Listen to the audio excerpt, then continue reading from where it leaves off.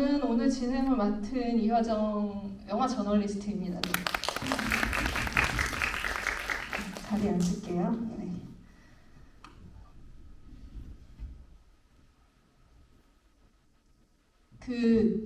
저희는 서울에서 왔는데 지금 서울이 거의 재난을 방불케 할 정도로 비가 많이 와요. 그러니까 약간 미세먼지, 황사 이런 거 심할 때 앞이 안 보이잖아요. 그 정도로 비가 와가지고 부산에 딱 부산역에 도착했는데 이거 실화인가?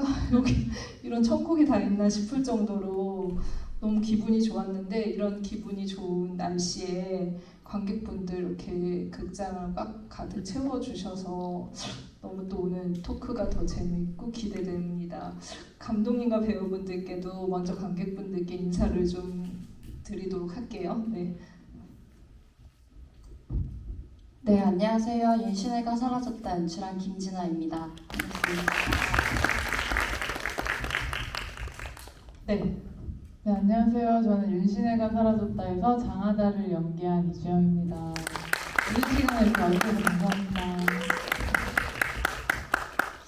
오늘 어떤 분들이 오셨을까 너무 또 궁금한데요. 저희 이제 이렇게 뭔가 알려지신 분들 말고 관객분들은 또 어떤 사연 가지고 오셨을지 저희 토크하고 나서 질문 많이 해주시면 질문하시면서 같이 얘기 나누면 좋을 것 같습니다. 한국 네, 죄송해요. 갑자기 마이크가 걸려가지고 네. 영화 아카데미와 또 이렇게 아시아 영상 학교와 같이 하는 이 아피스 시네토크라는 이름으로 처음에는 이걸 잘 해봐야지라는 마음으로 저도 그때 처음부터 같이 참여를 했었는데 지금 너무 많이 이렇게 좀 약간 착실하게 잘 진행이 되어 있고, 이 프로그램을 통해서 많은 좋은 작품들을 만나고 있는 것 같아요. 저는 지난번에 또 이제 혼자 사는 사람들 때문에 같이 관객분들 같이 만났었는데, 오늘은 윤신혜가 사라졌다라는 이름으로 지금 인사드린 김진아 감독님과 이주영 배우님과 같이 하고 있습니다.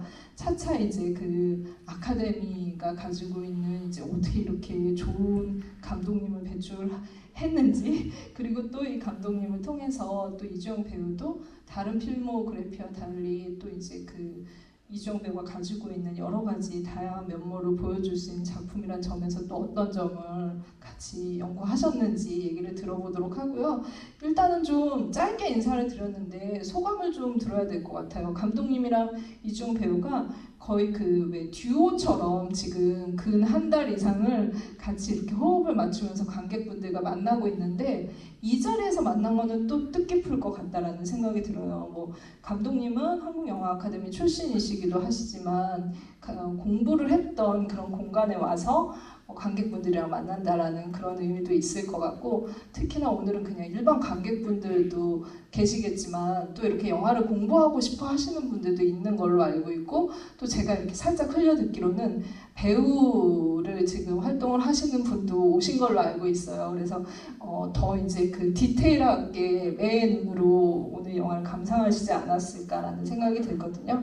감독님과 배우분께 좀 소감을 좀 들어보도록 하고, 어떤 이야기 들려주실지도 각오도 말씀을 좀 부탁드려보도록 할게요.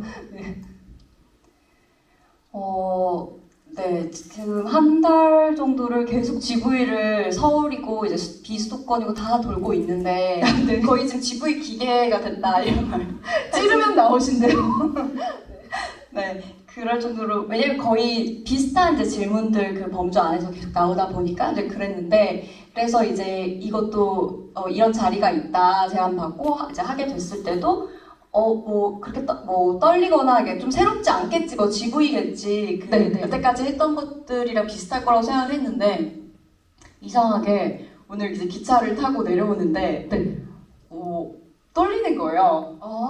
이게 뭘까 이런 생각을 해봤는데, 뭔가 어쨌든 말씀하신 것처럼 제가 이제 카파에서 영화를 이제 공부를 했고, 이 영화도 이제 카파의 장편 과정에서 찍은 작품이고, 뭔가 본가에 온 기분이기도 하면서 네, 정말 그런 기분이기도 하면서 사실 또 이제 카파에서 제가 가르쳐 주셨던 뭐 이제 선생님도 사실 저기 어디인가에 앉아 계시기도 하고 이러다 보니까 다시 약간 그때로 돌아가서 그때 굉장히 이제 학생의 자세로 계속 이렇게 앉아 있고 막 크리틱도 받고 이랬잖아요. 그게 본능적으로 나오는 것인가? 부산만 오면 왜 떨리지? 이런 생각이 들더라고요. 그래서 그래서 긴장도 되고 반갑기도 하고 뭔가 감회가 복잡다단한 뭔가 감회가 남다른 것 같긴 해요. 여기서 지금 이 자리에 있는 게. 아니 본가라는 말 속에는 편안함도 있지만 말씀하신 것처럼 이제 그 당시에 좀 약간 혹독했던 그런 교육 과정도 떠오르시면서 여러 가지로 생각이 드실 텐데 오늘은 그래서 다른 토크와는 달리 좀 더 TMI적인 그런 이야기들을 들려주실 거를 그럼 기대해도 되겠다는 말로 알아듣도록 하겠습니다. 좀 뭐 아까 긴장도 된다고 하셨는데 박수로 한번 드릴까요? 긴장하시죠? 네, 그럼 따라오신 본가에 오는 감독님 따라오신 이주호 배우님께도 오늘 또 만남 어떤 또 기대 가지고 계시는지 배우님도 어떤 부담 같은 것들을 짊어지고 오셨는지 한번 얘기 들어보도록 할게요. 저는 근데 감독님 이제 한 달 동안 GV를 다니셨는데 네. 저는 이제 지금 2, 3주 만인가? 2주 정도만인 것 같아요. 살짝 쉬었다가 그래서 지금 약간 떨리긴 했지만 아무 생각 없이 오긴 했어요. 네. 이 앞에 이제 들어오려고 여기 이렇게 올라오는데 네. 그때 약간 떨리더라고요. 왜요? 마이크 하라 그래서? 아니, 그때 약간 모르겠어요. 그냥 떨렸고 네. 지금 여기 에코가 되게 심해서 되게 떨려요. 이 에코에 올린 만큼. 그러니까 약간 내 목소리를 내가 확인하는 기분 여러분 어떤 기분인지 아시죠?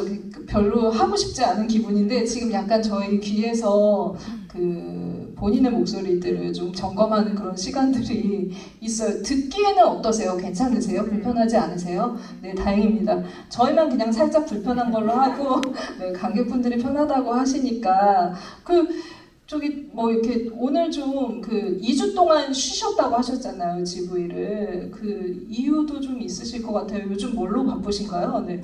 지금 제가 이제 운동을 해야 돼가지고 조금 지금 살도 찌고 그랬어요. 네, 보통 운동은 이렇게 살을 빼려고 하는데 네, 근육을 늘리시는. 네, 좀 늘리고 있어가지고 그거 이제 좀 얼마 안 남아서 그걸 하고 있었습니다. 네. 이 윤신혜가 사라졌다를 찍었을 때 지금 여러분이 보신 모습과는 다른 모습으로 한골 탈퇴하기 위해서 굉장히 지금 이렇게 목화 변신 과정에 있는 배우를 저희가 운 좋게 이 자리에 불러올 수 있었다라는 생각이 드네요. 일단 영화는 잘 보셨어요? 네. 그 얘기를 좀 여쭤봐야 될 것 같아요. 처음 이 제목에서 윤신혜가 사라졌다라고 하는데 윤신혜를 아신 분 혹시 아니 윤신혜를 모르시는 분 이렇게 물어보는 것보다 아시는 분 계세요 하는 게 지금 이게 더 맞는 질문인 것 같아서 윤신혜를 아시는 분 네 세셨나요? 네 절반 안 넘으시는 것 같아요. 그러니까 저는 사실 이 영화가 윤신혜가 사라졌다는 제목을 들었을 때 이미 어떤 영화일 거라는 감이 왔어요. 왜냐면 윤신혜라는 가수가 가지고 있는 상징성이 너무 크고 그 사람이 가지고 있는 이름만 들어도 어떤 노래를 불렀고 어떤 퍼포먼스를 보여줬고 어떤 외형을 가지고 있었고 어떤 상징성을 가지고 있었는지 알았기 때문에. 그런데 지금 이제 제가 들어오기 전에도 아카데미 직원들도 조사를 좀 해봤는데 윤신혜가 사람인지 모르더라고요. 그러니까 세대가 그만큼 많이 이제 그 차이가 나기도 하고 이제는 그 레전드는 말을 붙이기에도 어떻게 보면은 대중에게서 좀 멀어지기도 한 가수이기도 해서 감독님께 이 영화를 만들 때 윤신혜가 어느 정도로 필요했던 건지 정말 윤신혜가 아니어도 됐던 영화인 건지 왜 윤신혜여야 했는지 그 첫 번째 그 연결고리이자 굉장히 중요한 이 영화의 그 상징이기도 하죠. 윤신혜의 차분하신 이야기를 좀 들어볼게요. 지금 감독님도 사실은 윤신혜를 그렇게 접한 세대는 아닐 것 같다는 생각이 들어서 네. 일단 그 가수 윤신혜라는 사람을 저는 알고 있었고 그리고 대표곡 중에 DJ에게라는 곡은 원래 알고 있었고 노래방에서도 부르기도 했고 그런 곡이었어요. 살짝 불러주실래요?